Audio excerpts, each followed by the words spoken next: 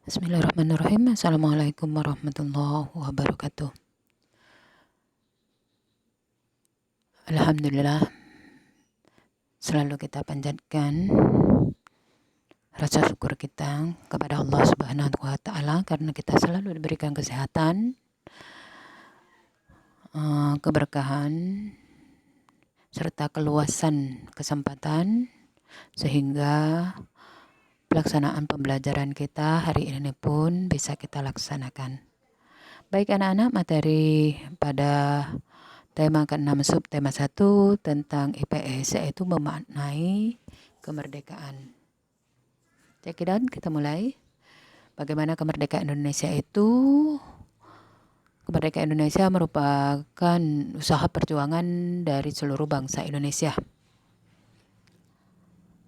yang dilakukan kurang lebih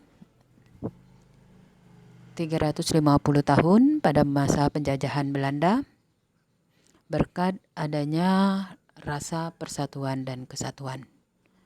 Sebelum kemerdekaan Indonesia dibentuklah yang namanya BPUPKI, yaitu Dokuritsu Junbi Kosakai pada tanggal 1 Maret 1945 yang diketuai oleh Rajiman Widyodiningrat, di mana tujuan dibentuknya BPUPKI adalah menyelidiki persiapan kemerdekaan Indonesia. Namun, sebelum kemerdekaan, tepatnya di bulan Agustus, BPUPKI dibubarkan karena tugasnya dianggap selesai. BPUPKI pernah bersidang pertama kali tanggal 29 Mei hingga 1 Juni 1945 untuk membahas yang namanya dasar negara, yaitu Pancasila. Pancasila itu dibahas pada sidang pertama BPUPKI. Adapun penggagas dasar negara itu 3 tokoh, yaitu Muhammad Yamin, Supomo, dan Soekarno. Beralih kita ke BPKI. Setelah BPUPKI dibubarkan karena tugasnya dianggap selesai, maka dibentuklah BPKI atau Dokuritsu Junbi Inkai pada tanggal 9 Agustus 1945 dan diketuai oleh Soekarno. Tujuan pembentukan lembaga BPKI ini adalah mempersiapkan kemerdekaan Indonesia.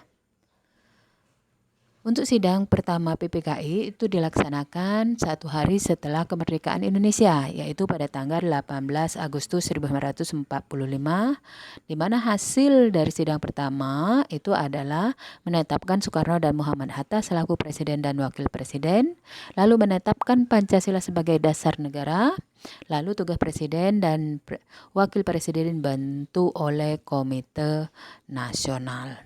Jadi, dasar negara Pancasila itu disahkan sebagai dasar negara itu pada tanggal 18 Agustus 1945 pada sidang pertama PPKI. Lanjut ya, sebelum kemerdekaan Indonesia itu terjadinya perbedaan pendapat antara golongan muda dan golongan tua. Hingga pada tanggal 16 Agustus 1945, Soekarno dan Muhammad Hatta diasingkan oleh golongan muda ke Rengas Dengklok. Tujuannya untuk apa? Agar Soekarno dan Muhammad Hatta tidak dipengaruhi oleh Jepang. Nah, pada saat pengasingan yang dilakukan oleh golongan muda ke Rengas Dengklok terhadap Soekarno dan Muhammad Hatta, disinilah terjadi perumusan teks proklamasi. Jadi perumusan teks proklamasi itu dilakukan oleh Soekarno, Muhammad Hatta, dan Ahmad Subarjo. Di mana? Di rumah Laksamana Muda Maeda, yaitu Jalan Imam Bonjol nomor 1. Sedangkan teks proklamasi diketik oleh Sayuti Melik.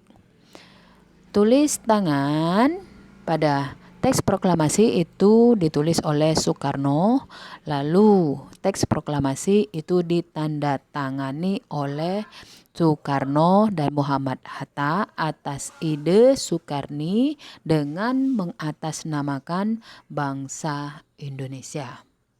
Di bawah kiri itu adalah bentuk teks proklamasi yang diketik oleh Sayuti Melik. Sedangkan pembacaan teks proklamasi itu sendiri dilaksanakan di Jalan Pegangsaan Timur nomor 56 Jakarta pada hari Jumat pukul 10 di rumah Insinyur Soekarno.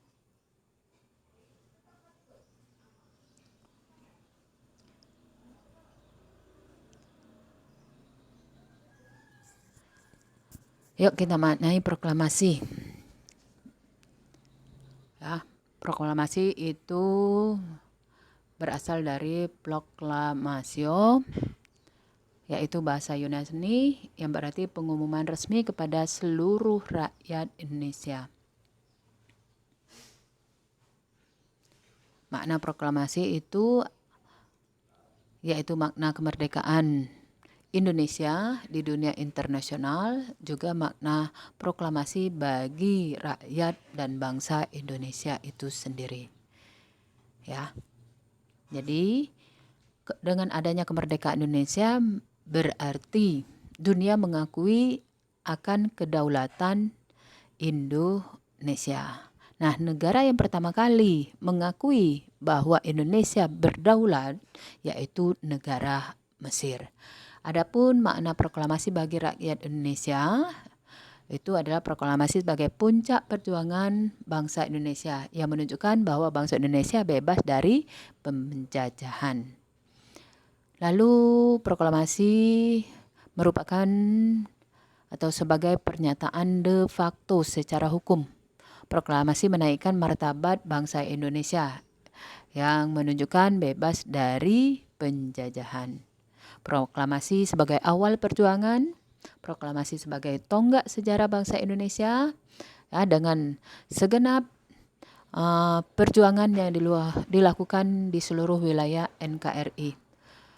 Dengan adanya proklamasi sebagai lahirnya sebuah negara Indonesia. Proklamasi sebagai titik tolak amanat penderitaan rakyat. Proklamasi sebagai akhir dari penjajahan yang ada di Indonesia. Lalu bagaimana proklamasi ini dipandang secara aspek hukum? Ini menyatakan bahwa hukum di Indonesia itu berlaku atau berlakunya hukum Indonesia.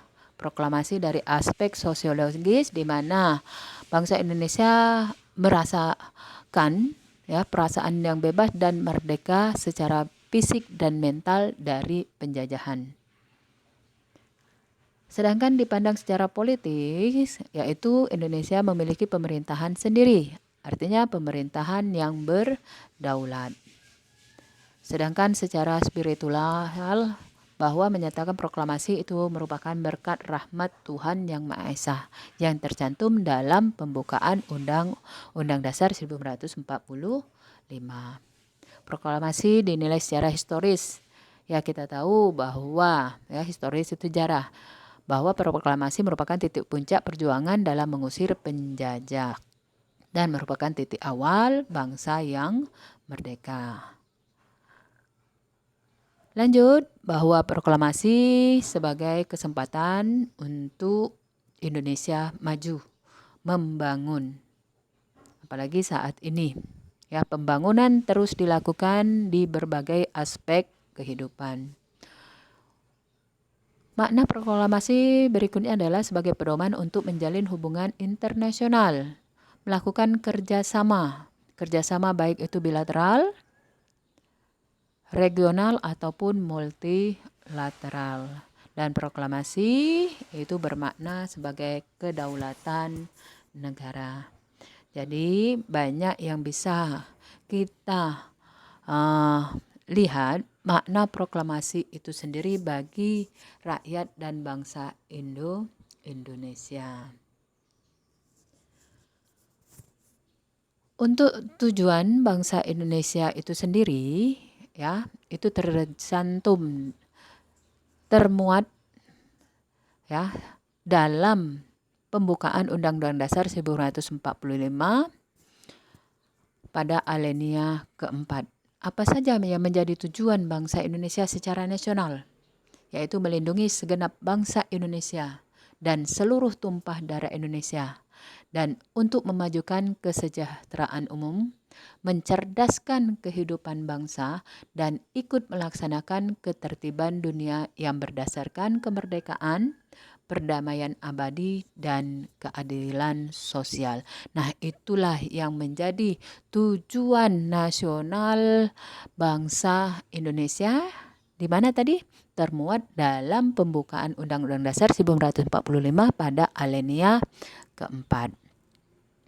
Nah, untuk mewujudkan tujuan-tujuan yang ada, ya, maka yang perlu kita lakukan dan kita kembangkan, ya, sikap-sikap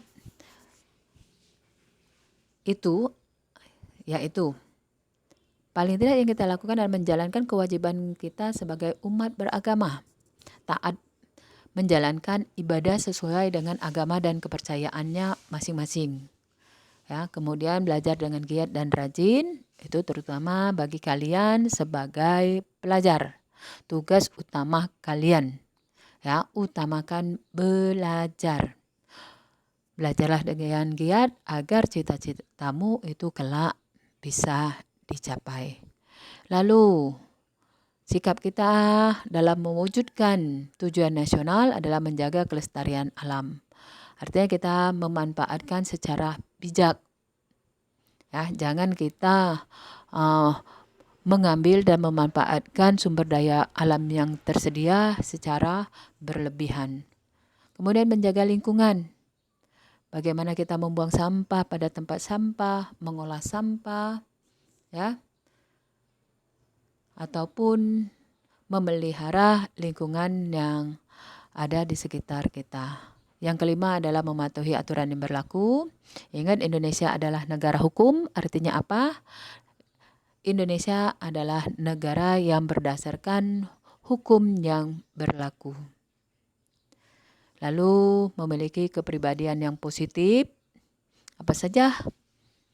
Yaitu sikap mandiri, bertanggung jawab, jujur, peduli, pekerja keras, dan lain-lain. Lanjut, menghormati orang lain yang sedang beribadah. Ya. Nah, itu perlu adanya sikap toleransi. Ya. Yang ke-9, bermain dengan siapapun tanpa membedakan ras, suku, agama, dan budaya. Ke-10, menjaga kebersamaan dan persatuan dimanapun kita berada. Ya, itu adalah beberapa sikap yang bisa kita kembangkan, namun bukan sebatas yang Ibu berikan ini saja yang harus kalian lakukan. Masih banyak lagi, boleh kalian tambahkan. Oke nak ya? Jadi sikap-sikap positif yang Ibu berikan pada materi ini bukan hanya batas sampai di sini. Boleh kalian menyebutkan ataupun menuliskan lebih dari apa yang sudah Ibu sampaikan. Baiklah, untuk materi dalam memaknai kemerdekaan Indonesia ini, ya, sudah Ibu sampaikan. Untuk tugas silakan kalian selesaikan pada slide ini, yaitu nomor 1 hingga nomor 10. Selamat bekerja. Ibu doakan semoga kita semua selalu dalam lindungan Allah dan diberikan selalu kesehatan sehingga kita terus bisa beraktivitas dan bersemangat dalam menghadapi pandemi ini, dan mudah-mudahan kita sama-sama berdoa agar pandemi ini segera berlalu. Amin. Ibu akhiri materi kali ini dengan ucapan wassalamualaikum warahmatullahi wabarakatuh.